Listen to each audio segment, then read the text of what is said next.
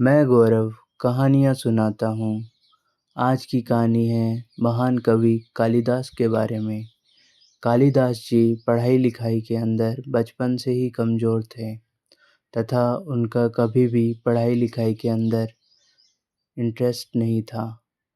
महान कवि कालिदास बचपन के समय में अपने दोस्तों के साथ खेलते थे तथा पढ़ाई लिखाई के समय खेल कूद में ही व्यतीत किया करते थे और धीरे धीरे वो बड़े होने लग गए, पर उन्हें पढ़ाई से कभी भी रुचि नहीं हुई और इसी बात के कारण क्लास में शिक्षक उनको हमेशा मारा करते थे और उनसे कहते थे कि तुम मूर्ख हो, तुमसे पढ़ाई लिखाई नहीं होगी, तुम इस योग्य नहीं हो कि तुम पढ़ाई लिखाई कर पाओ।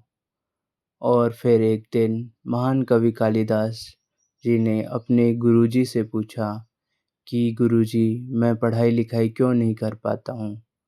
तो ये सुनकर गुरुजी ने कहा कि चलो अपना हाथ दिखाओ। और फिर उन्होंने महान कवि कालिदास जी का हाथ देखा और उन्होंने जैसे ही उनका हाथ देखा, उन्होंने कहा कि तुम्हारे हाथ के अंदर तो पढ़ाई वाली लकीर ही नहीं है। ये सुनकर महान कवि कालिदास जी काफ़ी उदास हो गए। उनका चेहरा मायूसी से मुरझा गया और फिर उन्होंने थोड़ा-सा नरम आवाज़ में बोला, गुरुजी बताइए ना, कौन-सी ऐसी लकीर होती है जो पढ़ाई से रिलेटेड होती है, जिससे पता चल सकता है कि पढ़ाई होगी या नहीं होगी। तो गुरुजी ने महान कवि कालिदास जी की तरफ इशारा किया और बोले, ये देखो, ये जो लकीर है, ये पढ़ाई से रिलेटेड है।